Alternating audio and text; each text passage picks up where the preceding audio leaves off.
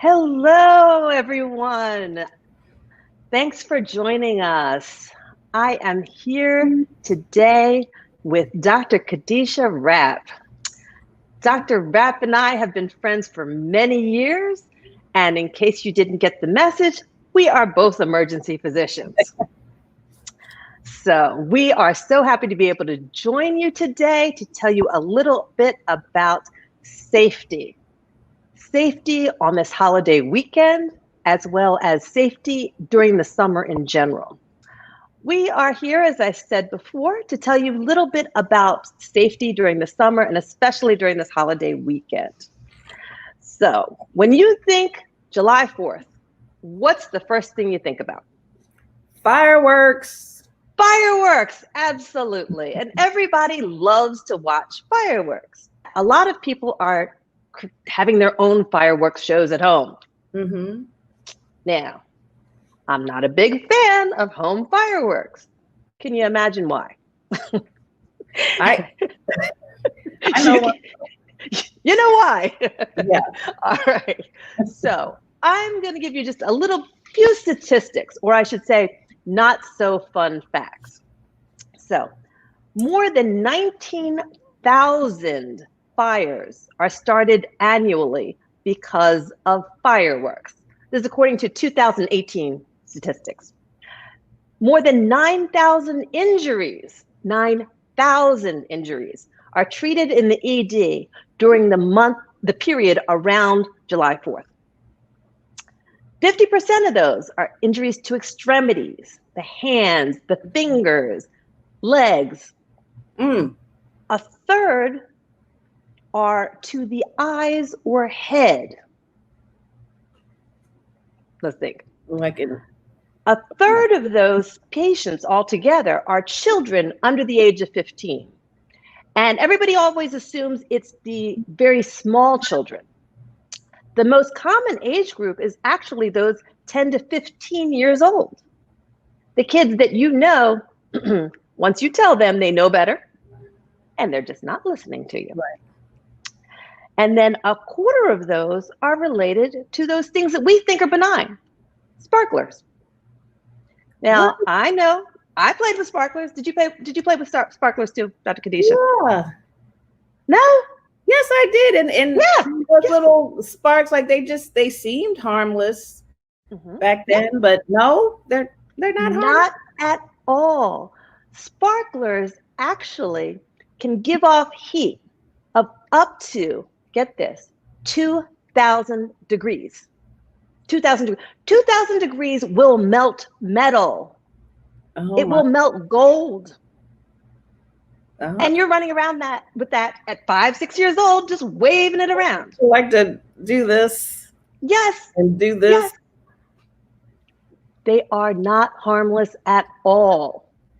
Oh. Think about your small child, any age, doesn't matter if you're a child or not, but running around with those, one of those sparks, common place to go, in the eye. There you go. You've potentially lost vision in that eye that quickly. Just like that. You fall with it. Yes. You fall with it, what happens? You burned yourself. They can cause 3rd-degree burns. Wow. We don't think about it. We just don't think about it. So, out of all the different types of fireworks that are out there, and we've heard all the names. We've heard that there's little poppers. Okay. We think of those as being pretty benign. And generally speaking, they are. All the way up to, what do they call the M80s? Oh, like the ones that came in the big box, like they look like a rocket in a box. Yes, and the loudest ones. Yeah. And one of the things about them, so in some places they're completely illegal. Yes. They're illegal. Yeah. Depends on where you are. Depends on your community, depends on your state. And they're illegal for a reason. It's all of the potential danger involved with them. And so I've mentioned the fingers, the hands, the legs, and of course the eyes. But one thing people don't think about is the ears. They're loud. That's part of the fun of it, right? Yeah. Well, you can get potential hearing loss at 85 decibels. But these, and let me just check to make sure I've got this right, for the ears, they can actually go up to 125 decibels. Oh my gosh. And you can lose your hearing at 85 At decibels? 85, will not lose your hearing, but cause hearing loss, hearing damage. Yeah. And these go up to 125. Mm-hmm. So just being too close, never mind touching them, never mind the burns or the potential shrapnel, just hearing them. Oh, wow. Yes. So the other things about this, so we've got the hands and, okay, rule number one. Well, there's a lot of rules, but one of the major rules, do not pick these fireworks up. There is no reason, if you are lighting them, to pick them up. If a firework does not go off, leave it. Do not touch it. Because, and Dr. Kadisha and I were talking earlier about you had a patient. And what happened with that patient?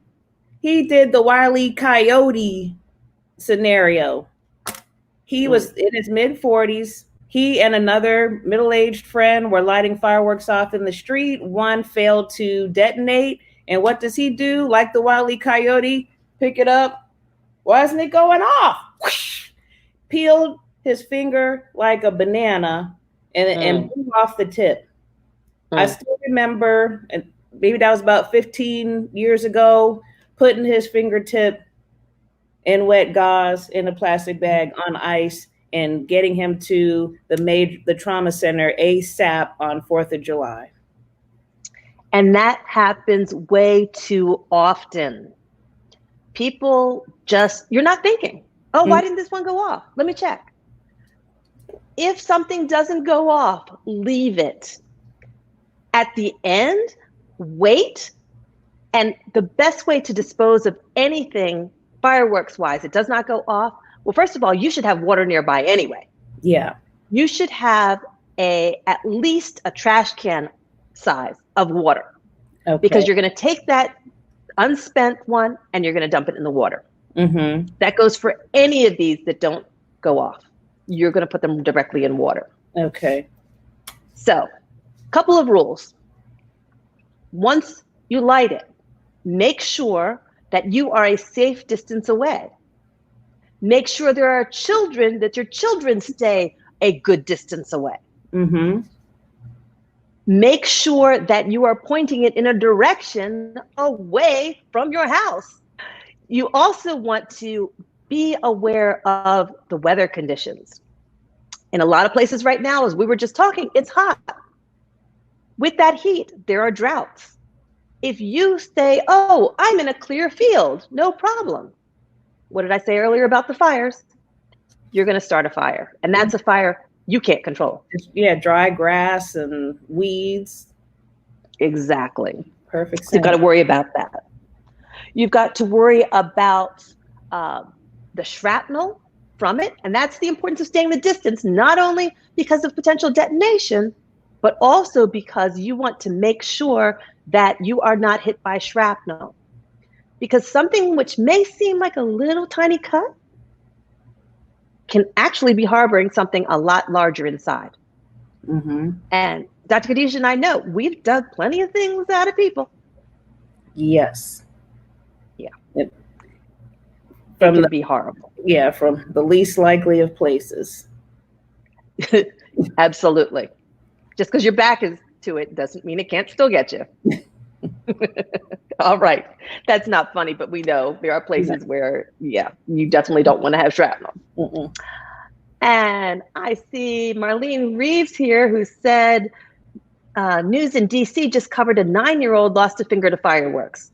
Oh, wow. They retrieved the finger to see if it could be reattached, and he blew up the entire bathroom. So he was lighting the fireworks indoors. Oh, wow. Ooh, my goodness. Mm-mm-mm. And that's the thing. If you have such a blast injury, generally, it cannot be repaired. Right. It's one thing if you have a amputation that's with I'll just say a circular saw, something's a nice clean cut. But when you have something like this with a blast injury, it mangles the skin, it mangles the tissue, it mangles everything. And trying to reattach that, the chances of that limb, that digit surviving are not very good. They're really not. So, huge thing to be worried about. All right. So, let's go on to the eyes. Yes. So, you get shrapnel in your eye, or you get one of the sparklers, one of the embers from a sparkler or from a fire that gets in your eye. Here's the important thing. I was just talking to a friend of mine, Dr. Charlotte, who's an ophthalmologist, and she said, do not touch your eye. Do not rinse your eye. Now, we always thought, you get something in your eye, rinse it out right away. These are the times you don't want to rinse your eye because you can potentially cause more damage. Yes. So with that, the best thing to do is to grab a cup. Because think about it, we don't have eye shields at home. You grab a cup, put that cup directly over your eye and tape it around, secure it down. You don't want anything that's going to touch even the eyelid. So you're not putting any pressure on that eye. And of course, you're going to go immediately to the emergency department. Because if there's a potential of saving that eye, we want you to do everything you can do, which is nothing. Leave it alone. Don't touch it. Don't try to take something out of it. Leave it to the experts. Yes. And I have to say that depending on the injury, and this is just to drive it further home, that an ounce of prevention is worth a pound of cure with the eyes. Ophthalmologists aren't just sitting around the ER twiddling their thumbs waiting for people to come there. Not every hospital has free access to or has an ophthalmologist in-house.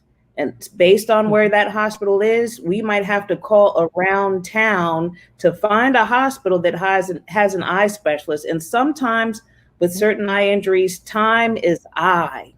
Exactly. And if we can't get one in time, there might not be anything that anybody can do. So why not listen to Dr. Leslie and just avoid eye injuries altogether? And one of the best ways to do that is to wear goggles. Yes, indeed. Why not? Why not? And like you said, an ounce of prevention is worth a pound of cure. So wearing something as simple as goggles, and most people have those goggles at home. You've got safety goggles from when you're doing, this work around the house or whatever it is. Yes. Or even if you don't have them, buy some. A couple dollars for your goggles to save your eyes. I think it's worth it. Definitely worth it. So a couple other things we mentioned about the finger that patient had that injury with. So if you do have an injury or an amputation with your finger, one of the best ways to seek help, one of the best things you can do to potentially save that digit. So taking something like a paper towel, a cloth, getting it damp with some cold water, putting that digit in, just wrapping it in that towel. You never want to put a digit directly on ice. You want to wrap it in a towel. If you have a plastic bag, put that whole thing in a plastic bag and then put that bag on ice. So you're bringing it down to a temperature to potentially save it, but not to freeze it, because you can actually cause damage with freezing as well. And I see that Lorna Owens is on here saying, oh dear, yes, we have all the stories. We have both been practicing for 20 years. There is nothing that surprises us anymore, and we have pretty much heard it all. So we're going to keep this. We're not going to try to get too gory on you. That's why I did not bring any pictures. I thought about it, but it's right around dinner time. I decided not to do that to you all. And I'm sure you appreciate that. So those are just a couple of things as far as safety for fireworks. So I'm going to turn this over to Dr. Kadisha because she's going to talk about another subject. Okay, so while we're on the topic of heat and things like that, I want to talk about the other hazard of summer and the 4th of July, and that is heat stress or heat illnesses. Mhm. And heat illnesses are largely preventable. As you see, I've been drinking water throughout, like before my activity. If you just take into consideration your need for hydration before your activities, before going outside, you can avoid a lot of the things I'm about to discuss. Mhm. And according to the CDC, it's just going to get worse. It's just going to get worse with global warming. They've noticed that the United States temperature has been rising slowly since 1895, when the temperatures, since record keeping began.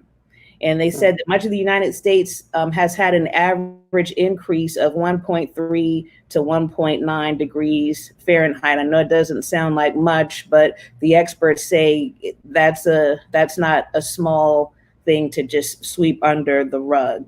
And the our most recent decade was the warmest one on record, and globally, 2016 was the warmest single year since recording has begun. And they're saying that the temperature is expected to continue with longer, more severe, more frequent heat waves expected. And the health effects include like heat cramps, heat exhaustion, heat rash, heat stroke, even death, and a condition called rhabdomyolysis. And this is a really close topic to my heart, because being in Houston, we have a lot of plants, chemical plants, and oil rigs and things like that around here. So we have a lot of men who are working, and women working, in conditions that are very hot, but where they have to often be completely covered, wearing jumpsuits and helmets and things like that. So I've definitely seen the effects of this. So again, this is largely preventable, and again, an ounce of prevention is worth a pound of cure. So the first condition, heat exhaustion, that's the body's response to the excessive loss of water and salt, usually through excessive sweating. And workers most prone to heat exhaustion are most prone to that, and those the older folks. In general, the elderly, people who have high blood pressure, and those, again, working in hot environments like the plants around here. So folks who are older than 55, children under the age of 5, and people with chronic illnesses Mhm. are the folks who are most at risk. And the symptoms of heat exhaustion are it could be a headache, nausea, dizziness, just weakness, irritability, thirst, of course. And that's another thing. Don't wait until you feel thirsty to hydrate yourself.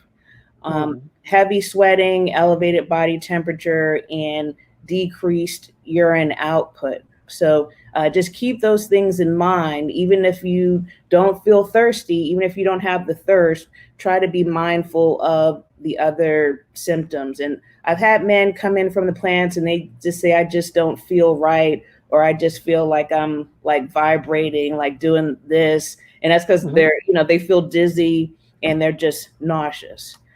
So But things, Dr. Rep, I yes, also heard that there can be a time where you said you're sweating, that you stop sweating. yes. And we are going to get to that. That is really Okay. important. All Really. right. Because I jumped ahead. like just like ER docs, we always want to think about the worst case scenario. And Mhm. and that is our thing. So when you get mad at us because we didn't figure out the exact thing, sometimes it's our thing is to rule out what could kill you. And you see how Dr. Leslie went right to that, because that's what we're supposed to do.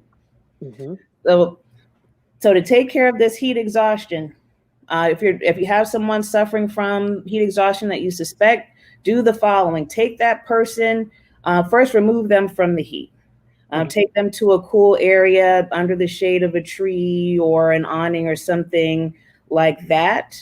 Um, put cool compresses, if you can, behind their neck, under their arms, of course, on the forehead, behind the neck, under the arms, in the groin area, to help cool them down, and again, provide hydration, and make sure that they can get that you get them to at least an urgent care or an emergency department for further evaluation and treatment. Okay, Okay. so that's heat exhaustion. And just to make sure that I covered everything, the next one is heat syncope, and that's fainting. Syncope is fainting, passing out. And that usually occurs with prolonged standing or rising suddenly from a Mhm. sitting or lying position in the heat or just in a heat environment. And dehydration and a lack of being used to that environment are typically the culprits. And the symptoms of that is fainting for a short duration, dizziness, lightheadedness during prolonged standing, or again, suddenly rising from a sitting or lying position. So, to treat someone with that occurrence, you sit or lie them down again in a cool place. Number one thing for all of these conditions is to get them out of the heat. Have them slowly drink water or clear juice or a sports drink. And again, plan a trip to the emergency department or at least an urgent care for hydration and just further evaluation to make sure that nothing else is going on, and make sure that they're not progressing into the next stage of heat illness, which could be heat cramps, which usually occur with someone who sweats a lot during strenuous activity. The sweating depletes the body's salt and moisture levels. Low salt levels in muscles causes painful cramps, and heat cramps may also be another symptom of heat exhaustion. So you have the muscle cramps or spasms in the abdomen, arms, or legs. And to address that, again, get them out of the heat and have that person cool down again. Try to, again, put cool compresses, forehead, behind the neck, under the arms, in the lap or groin area, and have them drink water and have a snack or a carbohydrate electrolyte replacement, like Gatorade, every 15 to 20 minutes. Hopefully you don't have them out there for that long a period of time, and you can get them to the ER. Avoid giving them salt tablets, and and especially if the person has heart problems, or is on a low sodium diet, or if the cramps don't subside in an hour. Say you have someone who's kind of stubborn, they don't want to go to the ER. If they're fighting you and they're alert and oriented, but fighting you, and they're in the right mind to fight you, if they're not better in an hour, then you're going to have to force the issue. Yes. Okay. So we got heat cramps, and then let's see here. So we've covered exhaustion, cramps, syncope, and last but not least is what Dr. Leslie was alluding to, which is heat stroke. And that's the most serious heat-related illness, and it occurs when the body becomes unable to control the temperature. Everything's just out of control, and so the body's temperature rises rapidly. Because usually we can keep our temperature under control by like sweating, or sweating with with a breeze going by. That helps to keep us cool, things like that. But with heat stroke, the sweating mechanism fails, and the body's unable to cool down. It's just completely unable. And the body temperature can rise to 106 Fahrenheit or higher within 10 to 15 minutes. And that person fails to sweat. And this condition could lead to death or permanent disability if emergency treatment is not given. So this person typically is not completely with it. They're not completely oriented or alert. So you do what you need to do. So other symptoms of heat stroke include confusion, an altered mental state, slurred speech. That's why they use the word stroke, because it can present like a stroke. Loss of consciousness, where they just go into a coma. Hot, dry skin, which is what Dr. Leslie was referring to when you just stop sweating. Right. Or sometimes you'll notice that the person was sweating profusely and then they become dry. It's like, what happened? What, you're not affected by the heat anymore? They are very much affected by the heat. Seizures, an extremely high body temperature. And again, this is fatal if treatment is delayed. So again, call 911 first. If you have someone with an elevated body temperature, they're dry when they should be sweating and they're confused, call 911, get the person out of the heat, stay with the worker or that person until EMS arrives. And already you have them in the shaded, cool area. Remove their outer clothing, and again, cool them down with cold water, or if you have ice in a cooler somewhere, don't put ice directly on the skin. Maybe wrap it in a shirt or a towel. And again, forehead, behind the neck, under the arms, and in the groin area. Maybe, if possible, wet the skin. Put cold, wet cloths on the skin also, or soak their clothing in cool water and place it on their skin. Circulate the air around them if there's any access to a fan to speed the cooling. And again, head, neck, armpits, groin, and get them to the emergency department. Now, another consideration that I wanted to add was rhabdomyolysis, which I had referred to before. Now, this is when a person they stay with it, they stay active, they're working out, in this heat. They think that they're doing something great because, they're working hard, they're sweating, they're getting the most out of an intense workout. But you can actually cause muscle breakdown if you do too much. And this is associated with heat stress and prolonged physical exertion. So that's what I'm trying to say, resulting in the breakdown, meaning the rupture at the death of muscle.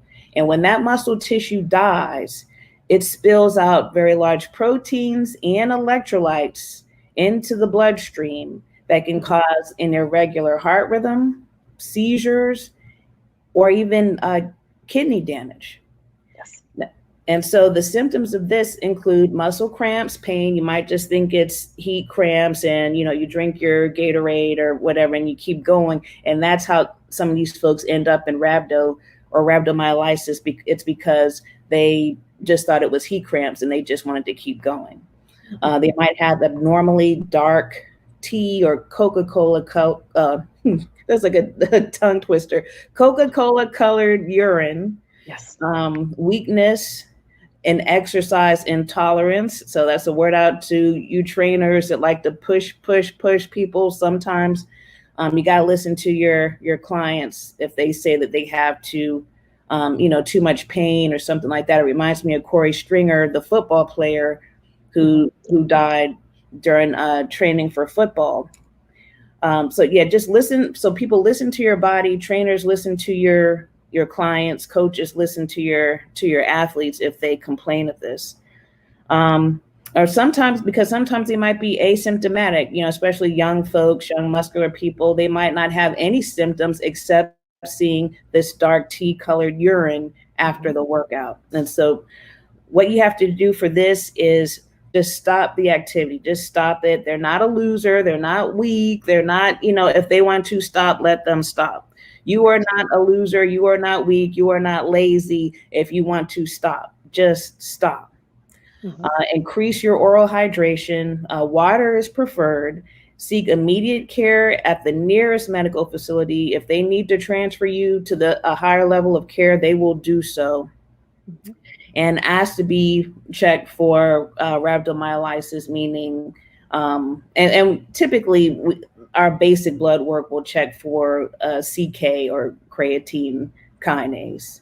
So, and they'll ask you to urinate, and they'll usually will want to keep you for a little bit in the ER or admit you based on how high your creatine kinase is and your myoglobin is, because we're also looking at other factors like your kidney function and things like that. So want you to stay hydrated, stay cool if you can, and Yeah, again, an ounce of prevention is a pound of cure. Watch your little ones, watch your elderly, so that you can, be safe and have as much fun as is reasonable during this pandemic, during the holiday. And I want to take it back to Dr. Leslie. All right. Thank you for that great information. And I was going to say, one of the things was staying hydrated. Dr. Kadisha mentioned water is the best. The sports drinks like Gatorade, fine.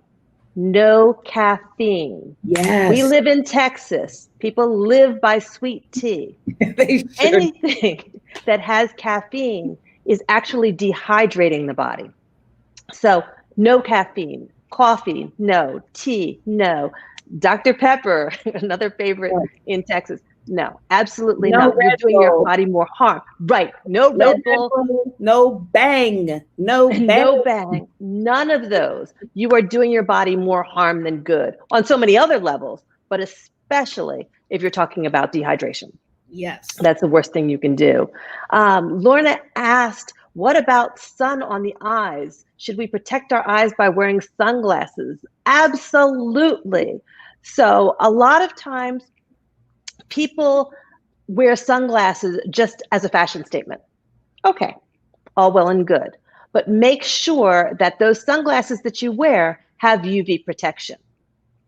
Your eyes, as we were talking about before with eye injuries, you only get one pair. Yeah.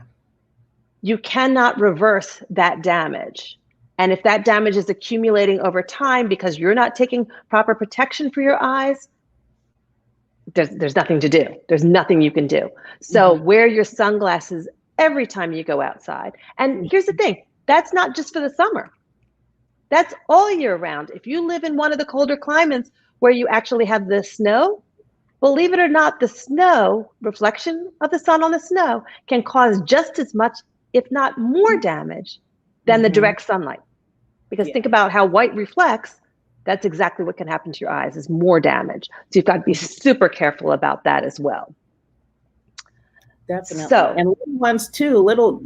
They have glasses for little babies too. Yes. Don't forget the little ones. So at this time, we have a special gift for people who are watching us here today.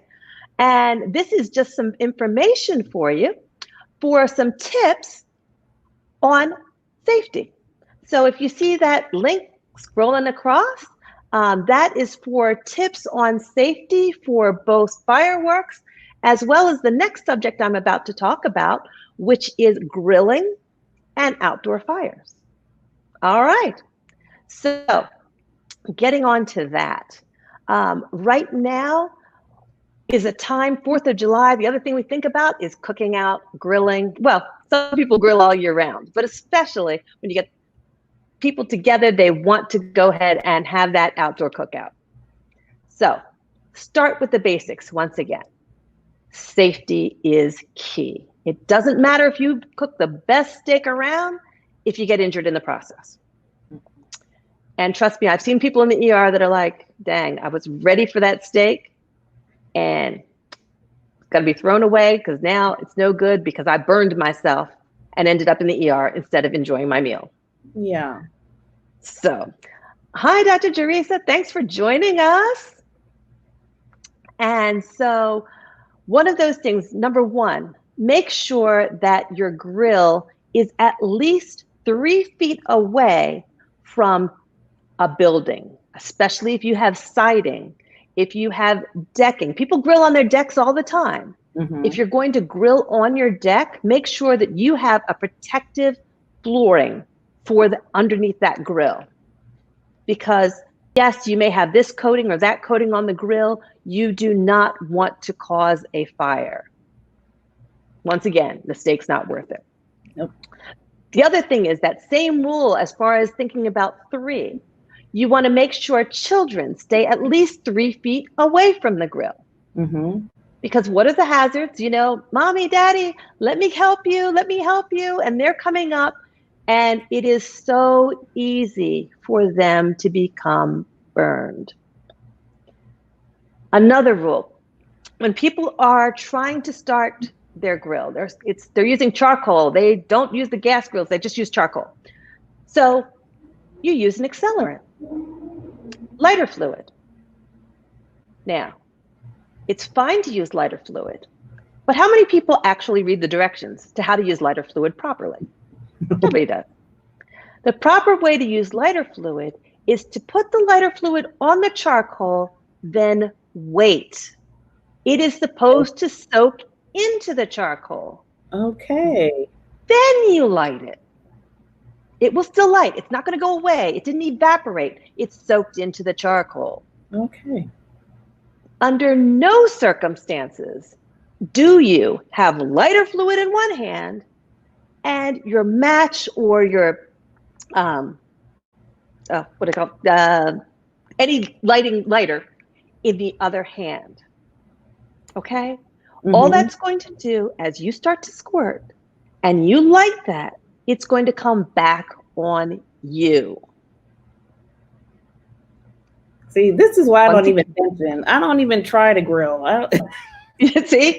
Because I mean, it's so easy if you don't follow the simple steps. So something that simple can be devastating. I have seen too many people with I'm talking about minor burns where they lose their eyebrows, they lose their eyelashes, men can lose their beards, facial hair, that sort of thing. But that's just the start of what can happen to you. That's the start. And that burns, if anyone knows anyone who has had a burn, that is a horrific injury. The pain that just continues and continues. It's awful. So another safety tip for that. Yes. Other things you want to do is that once you're finished grilling, let the grill cool down. After it's cooled down, you want to clean the grill. Now, I know there are people who do not clean their grill. They feel just like that old iron skillet that's quote unquote seasoned. Yes. Because it's been used for so many times. The food tastes better. The food tastes better, or so they say. It's not the same with the grill. You have to clean the grill because the next time you go to use it, you could easily start a grease fire. Oh. Absolutely. So starting a grease fire is different, obviously, than just putting out flames. You can't throw water on a grease. Pardon? You can't use water on it? You cannot throw water on a grease fire. What happens? Ooh. Have you ever been cooking something on a stove, just regularly on a stove with using oil? And maybe you throw some vegetables you're sauteing and you throw in some vegetables? After I washed them and then I put them in the saute. Yes. And what happens? That's all over the place. All over the place. You get splattered. Oh. No. With a grease fire, the same way, but now instead of it just being that little bit of oil, you can potentially have a flamethrower on your hands. Yeah. This is why I don't even try. See, it is not good. I see Dr. Ken has joined us and he says, no, watch your grease, not good. This is exactly the reason why. So the way to put out a grease fire actually is sand or covering it. Okay. Obviously, if you're outside and you have an entire grill, if you've got a grill, it has a cover. Cover goes down. Make sure that vent is closed as well. Okay. You're going to suffocate it. That's the best way for a grease fire if you don't have sand. And I see Marlene over here says, have small fire extinguishers. I was going to get to that. Absolutely. If you are grilling, you should have a fire extinguisher nearby. That will take care of flame no matter what the cause. The fire extinguisher will work. Yeah, that'd be super smart to have. Exactly. And not just, we're told that we should have fire extinguishers. We all know that. Yeah. I know I have them in my house, but I'll be honest with you. When was the last time I checked the date on them? Right. You buy them when you move into a house. Yeah. But do you check the date? So now I've got a note for myself, and I'm going to do that as soon as we finish. I'm going to go check the date and make sure that they're not expired, because when you need them to work. Absolutely. So true. Yes. And mine is like behind like the 409 oven cleaner, the Fabuloso, the Palmolive, it's like up against the back wall. I gotta be like, but you have it. Yeah, You've done that step. You have it. But you should have it in more than one place in your house. Yeah. So under the sink, yes, because that's the closest place to the stove, most likely. In the garage. You should have one in the garage. Yeah. There's too many things. I'm going to give you an example, and I know this is a little bit off subject, but I have a neighbor whose house was being built, and the house was within 2 weeks of being completed. 2 weeks away. Well, someone left rags that they had used for staining in the garage. If you live in a hot environment, something like that can automatically combust. And that is exactly what happened. That home, which was 2 weeks away from completion, was burned to the ground. We've got to think about fire safety all the time and take those special precautions. Now, I'm not saying there was no one living in the house, so no lives were affected as far as physically, but imagine how an innocent mistake of putting those rags, leaving those rags in a pile, can cause something that drastic. So we've got to think about fire safety all the time. Definitely. Another thing I want to mention is that once you're finished with grilling, is you want to let those coals completely die. Okay? Same thing within your fireplace at home. You think, I can go to bed now, whether it's grilling or whether it's your fireplace, I can go to bed now because it's just the little embers right now. It'll be fine. Yeah. When you're outside, wind comes along. And if just a little bit of wind can take that little ember and carry it long distances. And now we're back. We've ignited our house. We've ignited a field. We've ignited our fence. There's so many things. Once again, it is all about taking that extra step. So if you're grilling, I'm not saying that you have to throw water on your grill. Now, if you have a bonfire, absolutely. If you have a bonfire, you're dealing with all this wood. You're outside, you've done everything safe, you had your little circle, everything. But you can't say, well, we're finished. Let's go home. I'm tired. Extra step, that water nearby, be it a hose, be it that trash can full of water. Yeah. Douse everything. So you do not have to worry about that. And I see we have Patrick here who said, I will buy a fire extinguisher now. That is right, Patrick. That is awesome because we don't want to see you in our emergency departments. We have enough business. Trust me. Exactly. Especially not this weekend. Not this weekend. Not this weekend. Not this weekend. And if any of these accidents can be avoided, yes, they're called accidents for a reason. But we're talking about safety today because so many of these accidents can be prevented.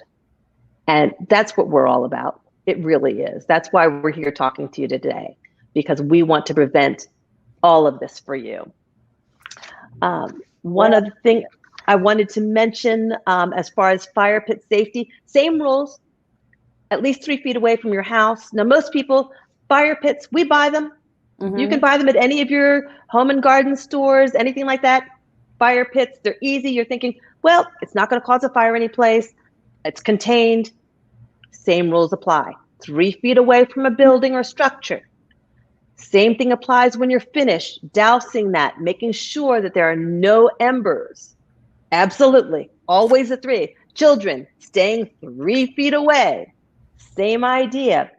The other thing is, with those embers, with some of those fire pits, one of the things fire pits come with is they come with a little metal screen. Yeah.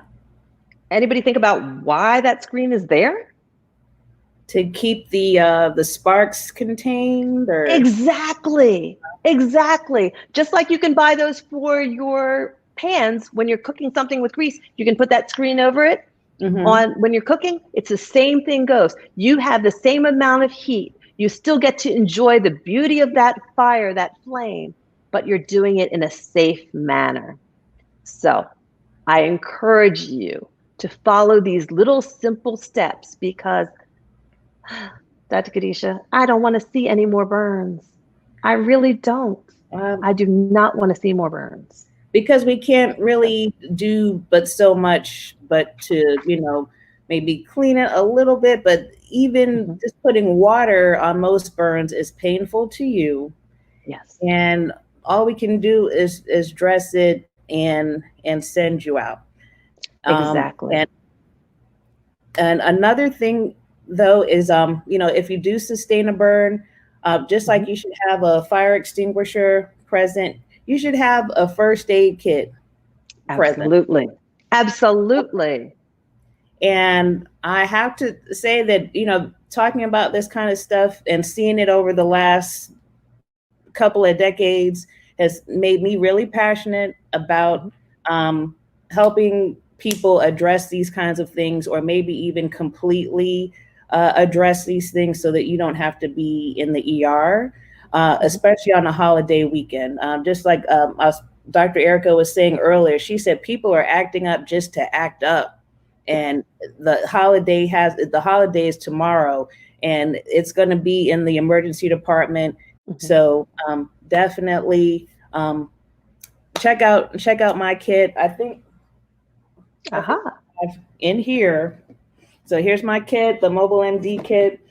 And I say mobile because it should be in your car, your house, and your workplace.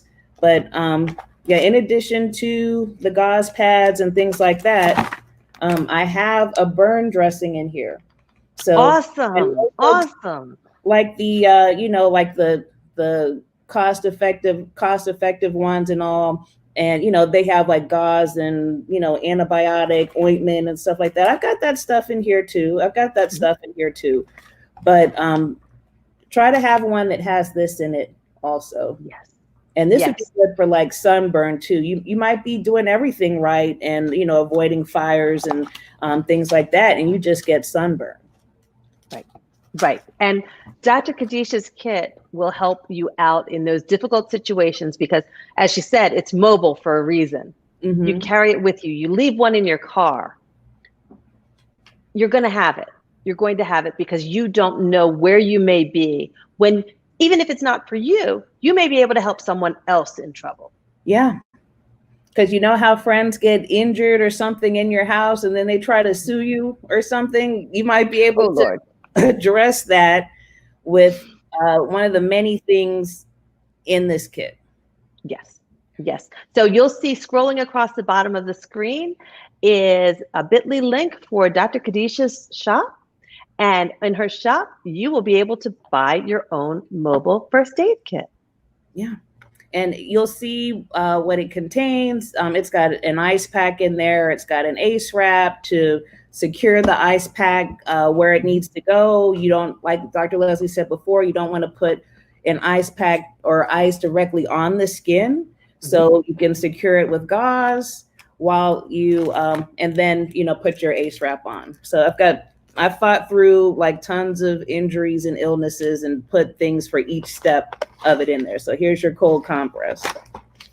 And if you get stuff in your eye, if you have a foreign body sensation, like she said, the most severe injuries just don't do anything. But if you feel like there's something in there, we got eye wash. You don't have to use your half empty bottle of water or somebody else's half empty bottle. And you can just use something like that, like eye wash meant specifically for that. But carry on, Dr. Leslie. I was going to say, so don't forget to check out that link. Oop, other hand. There we go, with my hand in there. Right below at Dr. Kadisha MD shop, and you can buy her kit.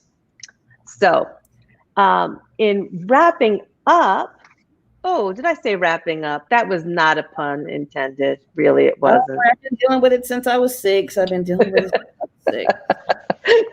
So once again, to buy Dr. Kadisha's kit, it is right below on at bit.ly / Dr. Kadisha Rep, Dr. Kadisha MD shop, excuse me, Dr. Kadisha MD shop. And just so we remember as well, I'm going to go back and show you where you can get your tips on the July 4th tips. So a lot of what we talked about today, you'll get that directly to your email, and that is also free because we want to keep you safe during this holiday weekend. And we thank you so much for joining us. It has been our pleasure to talk with you. We appreciate all of your comments. And if you are watching this later on, please just insert #replay so we know that you got to see this. And we also invite you to share. So all those people that didn't get an opportunity to watch us will come back, and who knows, we might have some more for you later on. Yeah, please, after all, please yes, share. You get 2 emergency docs together with combined 40 years of experience. Trust me, we have the tales to tell. So we'll do our best. Leslie, thank you for having me on. And yeah, I'm sorry I got a little hot. I am so glad that you were able to join me, and love our matching purples here today. And so thank you so much. Thank you. Guys. Once again, I am Dr. Leslie Sharp, board certified emergency physician. In addition, I also help entrepreneurs with product photography. So all of those budding entrepreneurs out there who are ready to show their products, bring their products to consumers, that's what I help with as well. And Dr. Kadisha, and wrap it up for us. Thank you. I'm Dr. Kadisha. Just like Dr. Leslie, I'm a board certified emergency medicine physician and author of the best-selling book, Help Us Help You in the Emergency Room. It's what an ER doctor would tell you if they only had the time. And the purpose of this book, again, I'm very passionate about it. It was inspired by 20 years of experience of seeing people's frustration over the miscommunication, frustration over extra testing, the delays, the nurse asking questions, and then the doctor coming and asking the same questions. And, I answer all of those things and more in this book. I break it into little pieces with lots of pictures, and there's even a little workbook in the center so that you can write your history down and your procedures and surgeries and allergies, just so you can take immediate action on the advice that is provided in that book. And there's also a section for your child. There's a lot of people who are weekend parents. There's a reminder in there to get your child's history in there, because that has led to a lot of delays also, while you have to call the ex to find out what happened at his last doctor's appointment. So it's so much, it's all that and more, but it's still an easy read. It's only this thick and it's got tons of pictures in it. But all of this is to help people feel better, be safer, and better prepared for emergent medical situations. Absolutely. And please continue to follow me on Facebook at Dr. Leslie Sharp. And thanks so much. Instagram at Dr._Kadisha_MD. All right. Have a great evening, everyone, and be safe. Bye-bye. Bye.